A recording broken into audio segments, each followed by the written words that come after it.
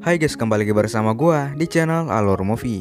Di video gua kali ini, gue akan menceritakan alur cerita film yang berjudul A Werewolf Boy yang dirilis pada tahun 2012. Film ini juga adalah requestan dari subscriber yang sangat setia di channel gua. Jadi film ini akan menceritakan tentang seorang wanita yang baru pindah ke rumah barunya. Di rumah barunya itu, ia menjalani hari-harinya dengan sangat membosankan sampai suatu ketika ia menemukan seorang pria yang akan langsung mengubah hidupnya menjadi sangat-sangat berubah dan bahagia. Bagaimanakah alur cerita filmnya? Mari kita mulai guys. 나리, 어하요. 만났어? 지금 할머니 모시고 가는 길. 하천. Film dibuka dengan memperlihatkan seorang nenek yang bernama Suni. Singkat cerita, Suni ini pergi menuju rumah lamanya bersama seorang cucunya. Setelah melakukan perjalanan yang cukup panjang, Suni pun akhirnya sampai di rumah itu. Suni ini pergi bersama seorang cucunya yang bernama Eunju. Kemudian saat berada di rumah itu, Suni pun menceritakan seluruh masa lalunya yang ia lalui di rumah itu. Cerita pun flashback ke 47 tahun yang lalu, di mana Suni baru pindah ke rumah tersebut. Suni tinggal di rumah tersebut bersama ibunya. Setelah berberes-beres di rumah tersebut, mereka pun makan bersama dengan para tetangga. Namun terlihat dari wajah Suni sepertinya tidak bersemangat karena ia sedang mengidap penyakit paru-paru. Hal tersebutlah yang terus membuat Suni merasa sangat kesepian dan juga penyendiri. 언제는 엄마가 Scene berpindah kepada malam hari di mana Suni memutuskan untuk tidur. Namun sebelum tidur, ia ingin melanjutkan tulisannya di sebuah buku karyanya sendiri. Saat sedang menulis, ia mendengar seperti ada seseorang yang melewati jendela rumahnya.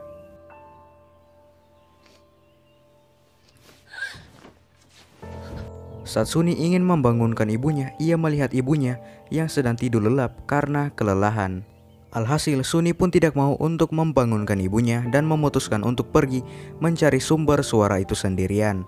Dan ternyata sumber suara tadi berasal dari kandang di sebelah rumah mereka. Perlahan-lahan Suni pun mencoba untuk memasuki kandang tersebut. Namun tiba-tiba ia melihat sesosok makhluk yang sangat menyeramkan yang lewat begitu saja.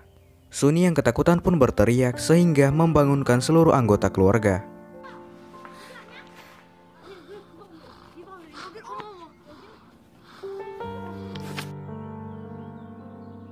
Keesokan harinya, tetangga mereka pun memberikan mereka sebuah kentang rebus. Saat Suni ingin menjemur pakaian, ia melihat seperti ada sesuatu yang sedang mengintainya. Karena takut, Suni pun langsung memanggil ibunya. Seketika, ibunya pun mencoba untuk mengusir makhluk tersebut. Namun karena memiliki rasa perasaan ibu, ibunya pun mencoba untuk menenangkan makhluk itu. Dan ternyata itu adalah seorang remaja. Kemudian saat remaja itu melihat kentang, ia seperti tergoda. Ibu Suni yang merasa kasihan mencoba untuk memberikan kentang tersebut dengan perlahan-lahan. Saat memberikan kentang tersebut, anak itu memakannya dengan sangat lahap seperti kelaparan. Karena kasihan, ibunya Suni pun memberikan seluruh kentangnya kepada anak itu.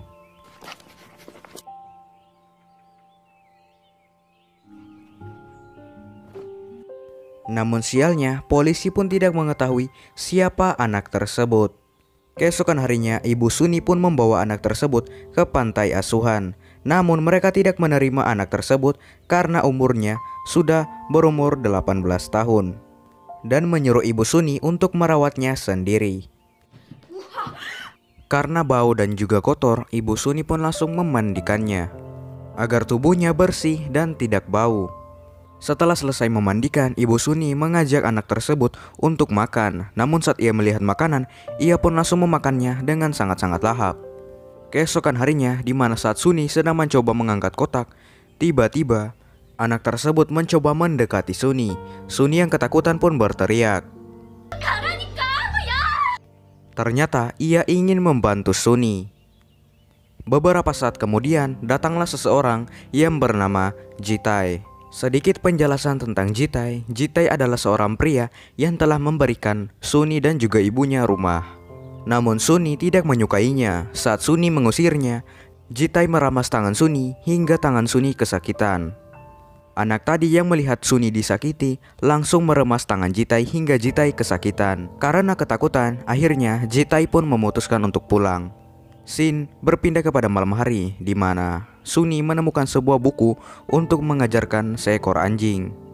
Keesokan harinya mereka pun memberinya nama, bernama Chulso. Perlahan-lahan Suni pun mencoba untuk mengajarkan Chulso bagaimana cara makan yang benar. 먹는 거 기다라고 이 멍청아. 먹으라고. Di rumah saat Chulso ingin melahap semua makanan, Suni pun menyuruhnya untuk berhenti dan menyuruhnya untuk makan perlahan-lahan. Semua pun kaget karena Suni bisa mengajarkan Chulso. Keesokan harinya Suni mencukur rambutnya Chulso agar Chulso terlihat tampan. 자냐? 나 아직 다 못 잘랐네. Setelah itu mereka pun pergi mengajak Chulso ke pasar. Saat Suni dan juga ibunya sedang berbelanja, tiba-tiba saja Chulso menghilang. Karena takut, mereka pun langsung pergi mencari Chulso. Dan ternyata Chulso sedang melihat sebuah kue yang sangat-sangat enak. Karena kasihan, ibu Suni pun membelikan Chulso kue tersebut. Namun tiba-tiba saja ada sebuah besi besar yang jatuh menimpa mereka. Namun untung saja Chulso dengan sekuat tenaga menahan besi tersebut agar tidak mengenai Suni. Orang-orang yang melihat hal itu menjadi kagum terhadap Chulso. Setelah kejadian itu, mereka pun membawa Chulso ke dokter dan dokter itu mengatakan bahwa Chulso baik-baik saja. Setelah dari dokter, Suni pun mengajak Chulso untuk bermain bola dengan anak-anak yang lain. Mereka menghabiskan waktu mereka dengan sangat bahagia bersama Chulso. Saat makan malam, Suni pun berterima kasih kepada Chulso karena sudah menyelamatkan hidupnya. Scene berpindah kepada Jitai yang sedang membawa mobil dengan mabuk-mabuk. Hingga Jitai tak sengaja menabrak kandang kambing milik Tuan Jeong. Saat Tuan Jeong keluar, ia melihat Chulso yang memberikannya kambing yang sudah mati.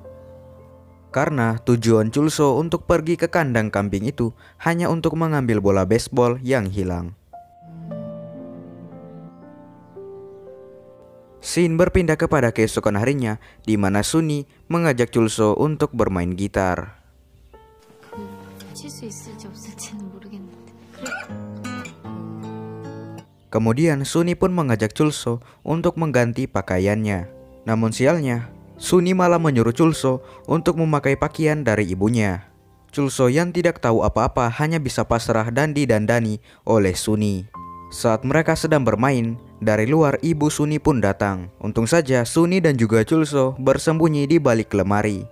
Namun pada akhirnya juga mereka pun akhirnya ketahuan. Suni yang sudah malu langsung pergi ke kamarnya dengan sangat kesal.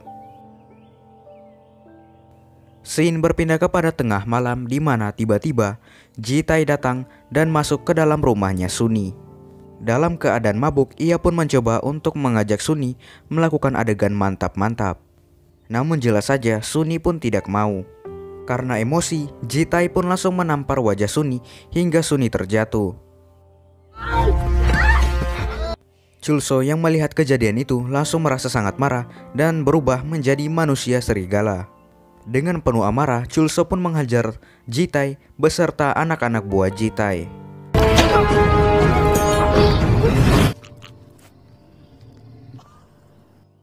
Akibat kejadian itu, Jitai pun langsung menelpon polisi untuk menginterogasi si Chulso. Jitai mengatakan kepada polisi bahwa Chulso adalah seorang manusia serigala. Namun polisi tidak percaya.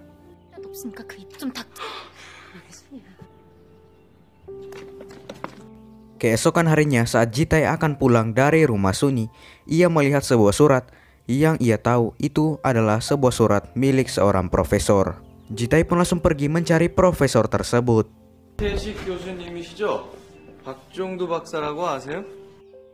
Kita kembali kepada Suni yang ingin mengajak Chulso untuk membacakan sebuah buku. Setelah selesai membaca buku, mereka berdua pun langsung pergi untuk bermain di luar. Saat di luar, Suni pun mengajak Chulso untuk berlari. 말을 안 돼. 둘, Karena berlarian cukup lama, hal itu membuat penyakit Sunny menjadi kambuh. Akhirnya Sunny pun pingsan. Chulso pun langsung pergi menggendong Sunny ke rumahnya. Namun di dalam rumah tidak ada siapa-siapa. Karena tidak ada pilihan lain, Chulso pun pergi membawa Sunny ke hutan. Scene berpindah kepada malam hari, di mana ibu Sunny dan juga para tentara sedang mencari Chulso dan juga Sunny. Setelah melakukan pencarian yang cukup lama, akhirnya mereka pun menemukan Chulso dan juga Sunny. Namun sialnya, para tentara malah menuduh Chulso akan memakan Sunny.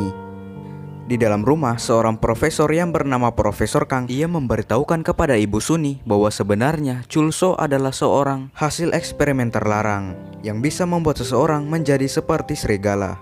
Saat mereka sedang berbincang-bincang tentang Chulso, datanglah seorang kolonel tentara yang aku nggak tahu siapa namanya.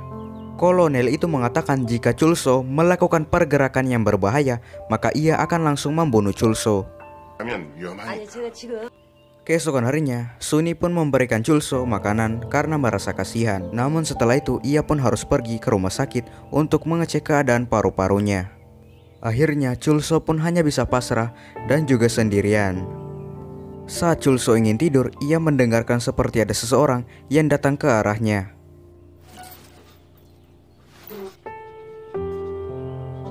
Dan ternyata itu adalah Sunny yang sudah pulang.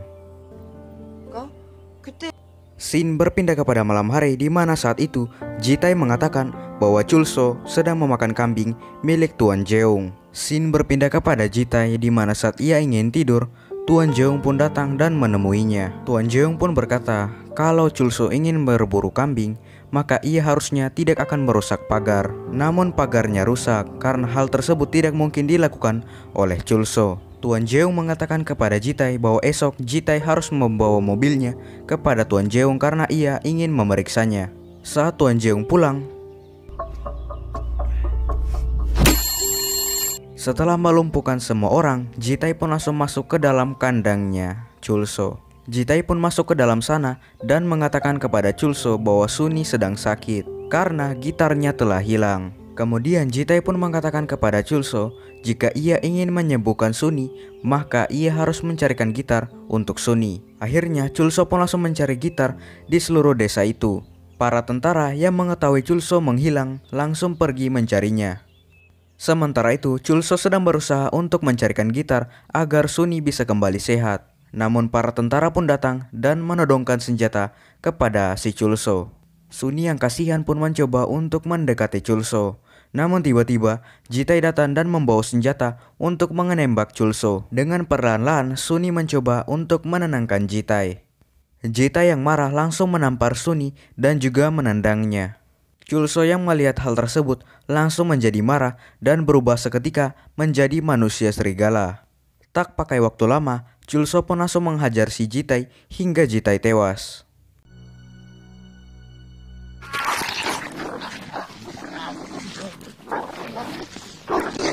Setelah membunuh Jitai, ia pun langsung pergi membawa Sunny ke dalam hutan.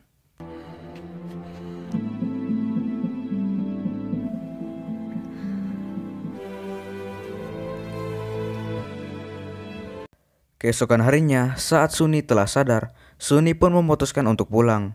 Namun dari belakang, Chulso perlahan-lahan mengikuti Sunny. Namun Sunny tahu jika Chulso ikut, maka Chulso akan langsung dibunuh oleh para tentara dan juga kolonel. Dengan berat hati, Sunny pun menyuruh Chulso untuk meninggalkannya. Dan akhirnya perjalanan panjang mereka harus terhenti di situ.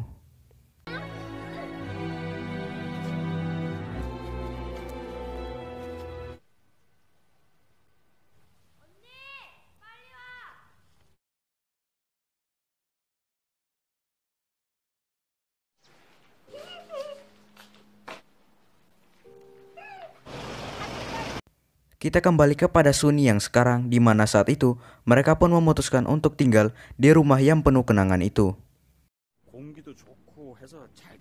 몰라? 아이고 어디 Eunja yang sedang menelpon tiba-tiba saja melihat sesuatu dari hutan dan memutuskan untuk kembali ke dalam rumah. Keesokan harinya, mereka pun memutuskan untuk pulang. Namun saat mereka pulang, dari kejauhan ada sesosok pria yang sedang mengintai mereka. Dan ternyata, kalian tahu itu siapa? Itu adalah Chulso, yang masih hidup sampai sekarang. Dan film pun tamat. Anjing, sad ending parah guys, sad ending.